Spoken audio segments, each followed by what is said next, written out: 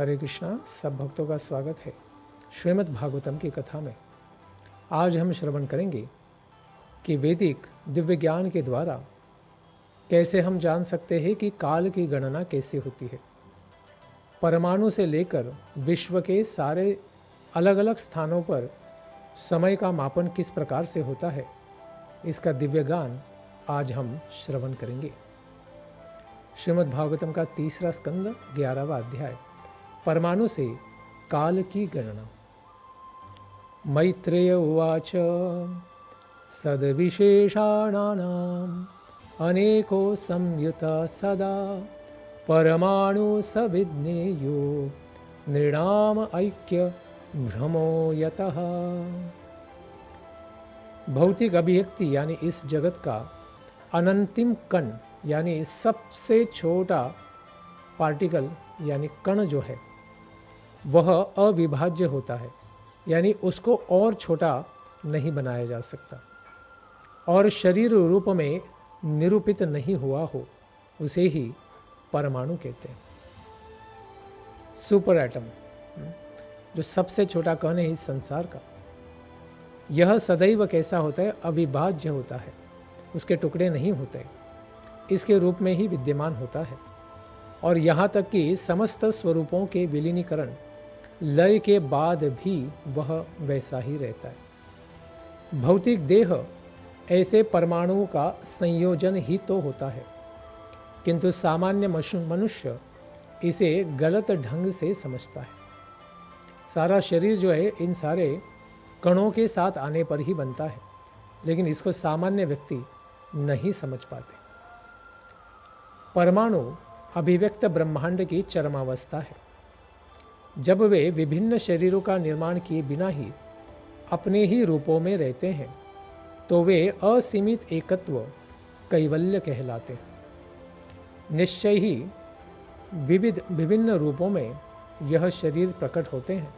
यह सारा परमाणु का ही सम्मिलीकरण होता है, एकत्रीकरण होता है, किंतु परमाणु स्वयं में परिपूर्ण अभिव्यक्ति का निर्माण करते हैं। काल को शरीरों के पारमाणिक संयोग की गतिशीलता के द्वारा मापा जा सकता है, यानी दो कण साथ में आने के लिए कितना समय लगता है, इसी को परमाणु काल यानी एटॉमिक टाइम भी कहा जाता है। काल उन सर्वशक्तिमान भगवान हरि की ही शक्ति है जो समस्त भौतिक गति का नियंत्रण करते हैं।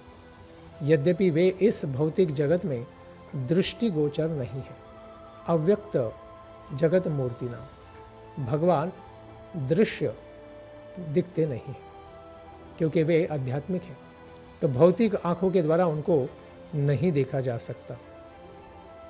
परमाणु काल का मापन परमाणु के अवकाश विशेष को तय करने पाने में अनुसार भी किया जाता है। एक परमाणु कितने समय में कहाँ तक चला जाता है, उसके स्थित्यंतर के ऊपर यह काल का मापन हो सकता है। वह काल जो परमाणुओं के अव्यक्त समुच्चय को प्रच्छन्न करता है वही महाकाल कहलाता है।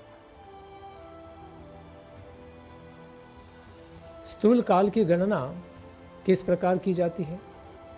दो परमाणु मिलकर जब द्विगुण परमाणु यानी अणु बनते हैं, साथ में आते हैं, और 3 द्विगुण परमाणु जब साथ में आते हैं तो एक षट परमाणु बनता है और यह षट परमाणु यानी 6 परमाणु उस सूर्य प्रकाश में दृष्टिगोचर होते हैं जो खिड़की के पर्दे से छेदों से आकर प्रवेश करता है। उसमें छोटे छोटे कण चमकते हैं बहुत सुंदरता से, सुनहरे रंग के। तो वो जो आकार है वो आकार ये षट परमाणु कणों का होता है। यह आसानी से देखा जा सकता है, इससे छोटे कणों को हम नहीं देख सकते।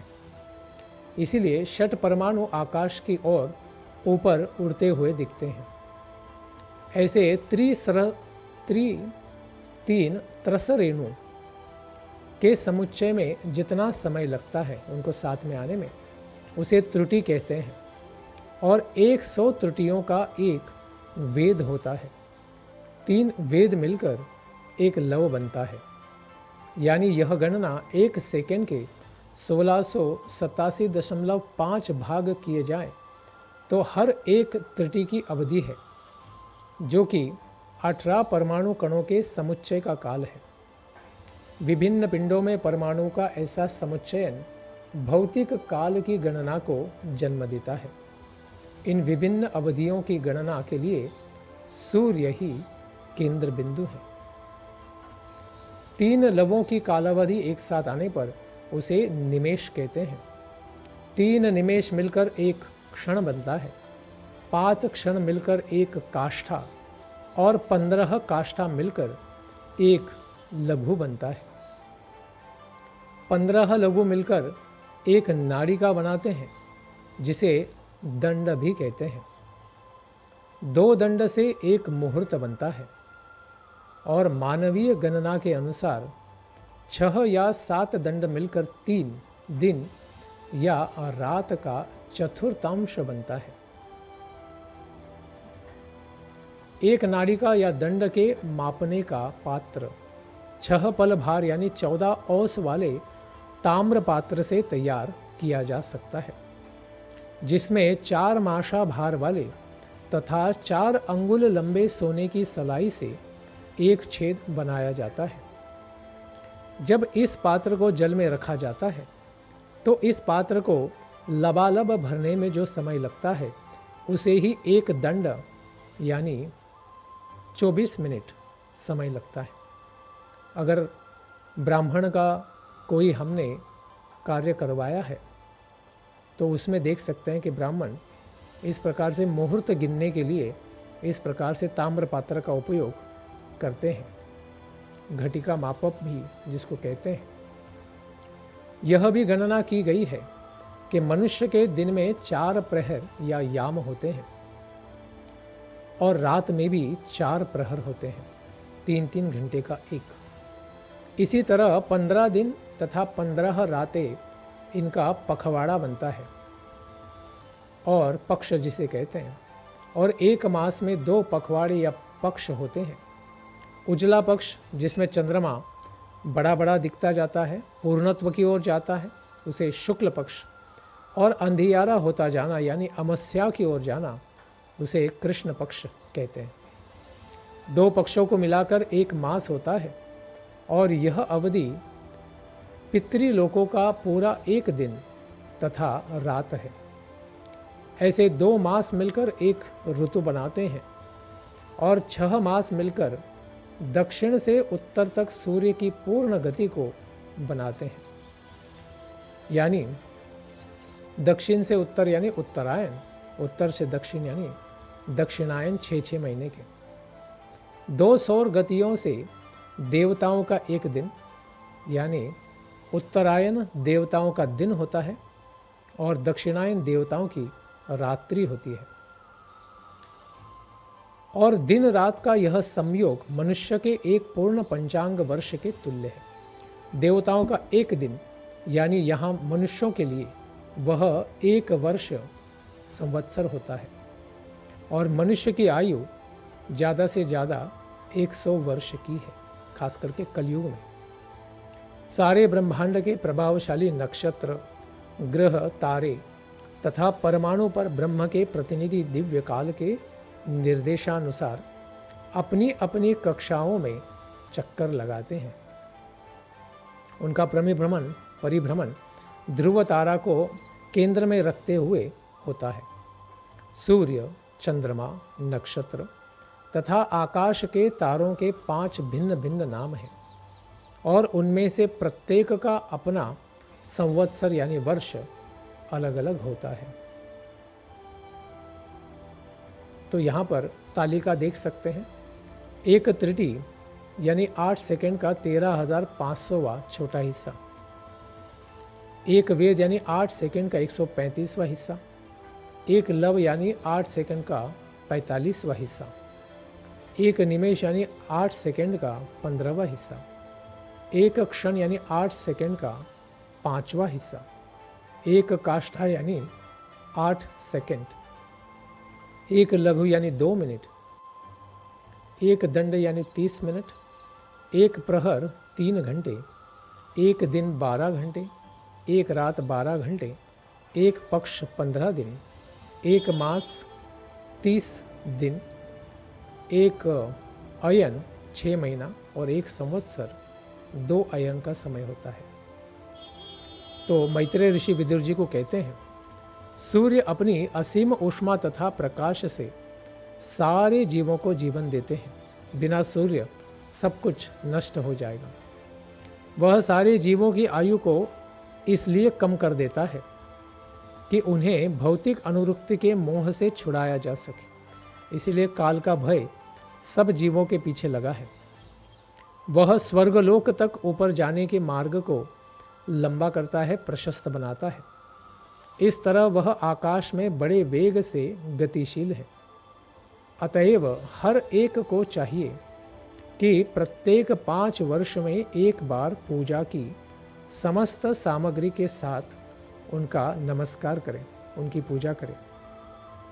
इसके ऊपर विदुर जी कहते हैं कि मैं पितृलोक, स्वर्गलोक तथा मनुष्य के लोगों के निवासियों की आयु को भी समझ पाया हूँ।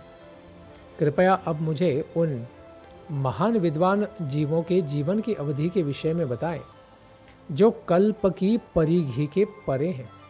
एक कल्प यानी ब्रह्मा जी का एक दिन, और उस परिधि, उससे भी लंबे जीने वाले जो जीव हैं उनके बारे में भी आप कृपा करके बताइए। मनुष्य के लिए जो एक महीना होता है वो पितृलोक पर एक दिन का समय होता है। हे आध्यात्मिक रूप से शक्तिशाली ब्राह्मण मैत्रेय जी, आप उस नित्य काल की गतियों को समझ सकते हैं जो पूर्ण पुरुषोत्तम भगवान का ही नियंत्रक स्वरूप है। क्योंकि आप स्वरूप सिद्ध व्यक्ति हैं, अतः आप योग दृष्टि की शक्ति से हर वस्तु को स्पष्ट रूप से देख सकते हैं। ऐसा पूछने पर मैत्रेय ऋषि क्या उत्तर देंगे? तो 4 युगों के बारे में बताएंगे। कृतं त्रेता द्वापरं च कलिश्चेति चतुर्युगम। 4 युग में सत्य, त्रेता, द्वापर और कली, यह युग है। इन सबों के कुल वर्षों का योग देवताओं के 12,000 वर्षों के बराबर किया गया है। सतयुग की अवधि देवताओं के 4,800 वर्षों के तुल्य है। त्रेता युग की 3,600 वर्ष, द्वापर युग की 2,400 वर्ष और कलयुग की 1,200 वर्षों की है। तो मनुष्यों के अनुसार सत्ययुग 17,28,000 वर्ष, त्रेता युग 12,96,000 वर्ष, द्वापर युग 8,64,000 वर्ष और कलयुग 4,32,000 वर्ष का है।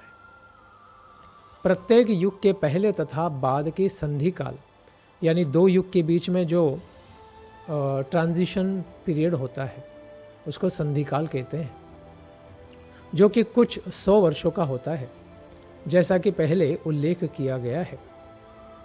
दक्ष ज्योतिर्विदों के अनुसार युग संध्या या 2 युगों के संधि का काल कहलाता है। इन अवधियों में सभी प्रकार के धार्मिक कार्य संपन्न किए जाते हैं। हे विदुर, सत्ययुग में मानव जाति ने उचित तथा पूर्ण रूप से धर्म के सिद्धांतों का पालन किया, किंतु अन्य युगों में ज्यों ज्यों अधर्म प्रवेश पाता गया त्यों त्यों धर्म क्रमशः एक एक अंश घटता जाता है। 3 लोकों, स्वर्ग, मर्त्यलोक और पाताल, नीचे के लोक, इनके बाहर 4 युगों का 1000 से गुणा करने से ब्रह्मा के लोक का, सत्यलोक का 1 दिन बनता है। इसलिए 1000 दिव्य युग साथ में आने पर ब्रह्मा जी का केवल 1 दिन बनता है, और उतनी ही अवधि की ब्रह्मा जी की रात है, यानी 1000 दिव्य युग, जिसमें ब्रह्मांड का सृष्टा ब्रह्मा जी सो जाते हैं।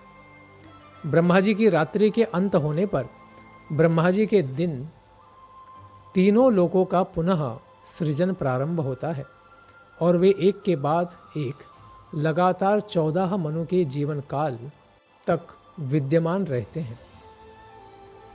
तो प्रत्येक मनुकाल के बाद भी आंशिक प्रलय होते रहते हैं।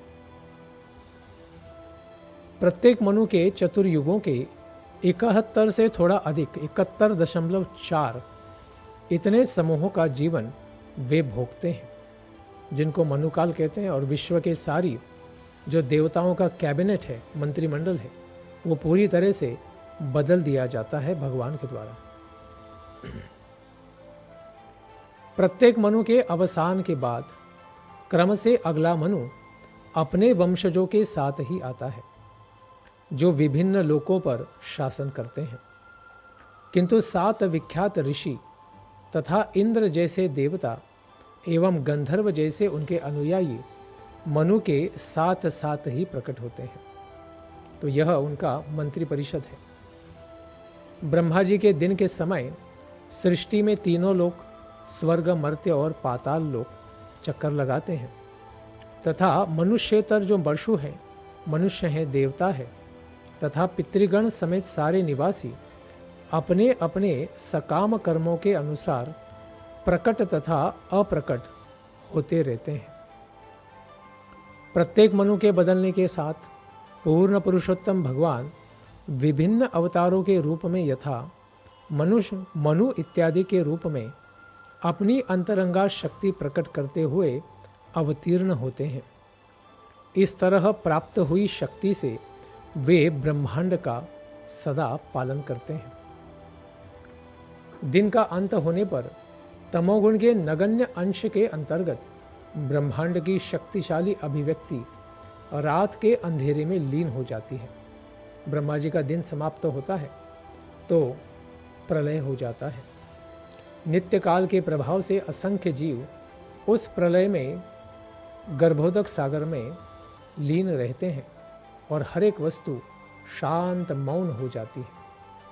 जब ब्रह्मा की रात शुरू होती है तो तीनों लोक दृष्टिगोचर नहीं होते और सूर्य तथा चंद्रमा तेज विहीन हो जाते हैं, जिस तरह की सामान्य रात के समय भी होता है। संकर्षण के मुख से निकलने वाली अग्नि के कारण यह प्रलय संभव होता है और इस तरह भृगु इत्यादि महर्षि तथा महरलोक के अन्य निवासी उस प्रज्वलित अग्नि की उष्मा से जो नीचे के तीनों लोकों में लगी रहती है, व्याकुल होकर ऊपर के लोक, जनलोक और सत्यलोक को चले जाते हैं। इसके कारण वे बच सकते हैं। प्रलय के प्रारंभ में सारे समुद्र उमड़ आते हैं, जल सुनामी की तरह सर्वत्र प्रसरित हो जाता है और भीषण हवाएं उग्र रूप से चलती हैं। इस तरह समुद्र की लहरें भयावह बन जाती हैं और देखते ही देखते तीनों लोक यह जलमग्न हो जाते हैं, डूब जाते हैं। परमेश्वर अर्थात भगवान हरि अपनी आंखें बंद किए हुए अनंत के आसन पर जब जल में लेट जाते हैं और जनलोक के निवासी फिर हाथ जोड़कर उन भगवान की महिमामयी स्तुतियां करते हैं कि हे प्रभु बचाइए, नहीं तो हम समाप्त हो जाएंगे। इस तरह ब्रह्मा जी के साथ प्रत्येक जीव के लिए आयु की अवधि के क्षय की विधि का विद्यमान रहता है। विभिन्न लोकों में काल के संदर्भ में हर किसी जीव की आयु केवल 100 वर्ष की होती है। तो आयु कितनी भी हो उसको 100% मानकर फिर समझना होता है। खास करके कलयुग में सबसे अधिक 100 वर्ष, द्वापर में 1000 वर्ष, त्रेता में 10,000 और सतयुग में 1,00,000 वर्ष की आयु होती है। ब्रह्मा के जीवन के 100 वर्ष 2 भागों में विभक्त हैं, प्रथमार्थ और द्वितीयार्ध। इन्हीं को परार्ध भी कहते हैं, इसीलिए उनका आयु 2 परार्ध है, इस प्रकार से कहते हैं। हमारे जो ब्रह्मा हैं उनकी आयु दूसरे परार्ध की शुरुआत है, यानी उनकी 50 उम्र हो चुकी है। 51वें दिन का 51वें साल का प्रथम दिन चल रहा है और उसमें भी दोपहर के अपने अनुसार अगर विचार करें तो दोपहर के 11:52 हुए हैं।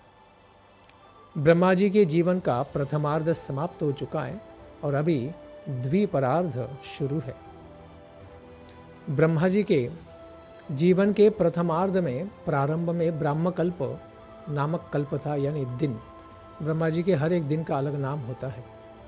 तो ब्रह्म कमल से उनका उत्पत्ति के कारण यह ब्रह्मकल्प भी कहा जाता है, जिसमें ब्रह्मा जी उत्पन्न हुए। वेदों का जन्म ब्रह्मा जी के जन्म के साथ साथ ही हुआ है। तो पद्म पुराण प्रभास खंड के अनुसार ब्रह्मा जी के 30 दिनों में कई कल्प तथा वराह कल्प तथा पितृकल्प घटित हो जाते हैं। 30 दिन का ब्रह्मा जी का एक मास है, जो पूर्ण चंद्रमा से लेकर चंद्रमा के अस्त होने तक चलता रहता है। इस प्रकार से 12 मासों का एक पूरा वर्ष और 50 वर्ष एक परार्ध को पूरे करते हैं, अर्थात ब्रह्मा की आयु के आधे के तुल्य होते हैं। भगवान का श्वेत वराह रूप जो प्रकटीकरण है, वो ब्रह्मा जी के पहले जन्म दिवस पर हुआ था। ब्रह्मा की जन्मतिथि सनातन ज्योतिष गणना के अनुसार मार्च मास में ही पड़ती है। यह कथन श्रील विश्वनाथ चक्रवर्ती ठाकुर जी की व्याख्या से प्राप्त है। पहले ब्राह्म कल्प के बाद का जो कल्प हुआ उसे पाद्म कल्प कहते हैं, क्योंकि उस काल में विश्वरूप कमल का फूल भगवान हरि के नाभि रूपी जलाशय से प्रकट हुआ था। हे भरतवंशी विदुर जी, ब्रह्मा जी के जीवन के द्वितीयार्ध में प्रथम कल्प वाराह कल्प भी कहलाता है, क्योंकि उस कल्प में भगवान सूकर अवतार के रूप में प्रकट होते हैं। इस प्रकार से ये द्वितीय परार्ध का पहला ही दिन है। जैसा कि ऊपर हम चर्चा कर चुके हैं, ब्रह्मा जी के जीवन के दोनों भागों की अवधि भगवान के लिए 1 निमेष यानी 1 सेकंड से भी कम के बराबर परिगणित की जाती है। अत्यंत अल्प समय है। भगवान क्योंकि एक सांस में सारे ब्रह्मांड प्रकट करते हैं और उच्छ्वास में प्रकट करते हैं और श्वास लेते हुए सबको अंदर ले लेते हैं। इतना ही यह संसार की आयु है। भगवान तो अपरिवर्तनीय हैं, कभी बदलते नहीं, भले उनसे कितने भी संसार प्रकट हो जाए या उनमें लीन हो जाए। वे तो असीम है और ब्रह्मांड के समस्त कारणों के भी तो कारण है। यह महाविष्णु के बारे में बता रहे हैं। नित्यकाल निश्चय ही परमाणु से लेकर ब्रह्मा की आयु के परार्धों तक के विभिन्न आयामों के नियंता हैं, नियंत्रक हैं, किंतु तो भी इसका नियंत्रण सर्वशक्तिमान भगवान द्वारा होता है। काल केवल उनका नियंत्रण कर सकता है जो सत्यलोक या ब्रह्मांड के अन्य उच्चतर लोकों तक में देह में अभिमान करने वाले, स्वयं को शरीर मानने वाले ही जीव हैं। यह संसार जो हमें दृश्य जगत दिखता है 4 अरब मील के व्यास तक फैला हुआ है। इतना बड़ा ब्रह्मा जी का कमल है, जिसमें 8 भौतिक तत्व, पंच महाभूत और मन बुद्धि अहंकार, इनका मिश्रण पाया जाता है, जो 16 अन्य कोटियों में है। भीतर और बाहर निम्नवत रूपांतरित होता रहता है। इन्हीं का सब प्रकटीकरण है, इन तत्वों का मिश्रीकरण। ब्रह्मांडों को ढके रखने वाले तत्वों की परतें जो होती हैं, यानी आवरणें, लेयर्स हैं, वो पहले की या पिछले वाली से 10 गुना अधिक मोटी होती हैं और सारे ब्रह्मांड एक साथ संपूजित होकर परमाणुओं के विशाल संयोग जैसे प्रतीत होते। इसीलिए भगवान श्री कृष्ण समस्त कारणों के आदि कारण भी कहलाए जाते हैं। इस प्रकार विष्णु का आध्यात्मिक धाम निस्संदेह शाश्वत है, दिव्य है, प्रकृति से परे है और यह समस्त अभिव्यक्तियों के उद्गम महाविष्णु का भी धाम है। इस प्रकार से परमाणु की कालगणना कैसे की जाती है, इसको कैसे समझ सकते हैं, इसका हमने श्रवण किया। और इस काल से परे हैं भगवान श्री कृष्ण, सर्व अवतारों के सार तत्व हैं, इसीलिए उन्हें अंशी कहा जाता है, जिनसे सारे अवतार प्रकट होते हैं। उनके नाम का कीर्तन करना ही हमारा कर्तव्य है। हरे कृष्ण।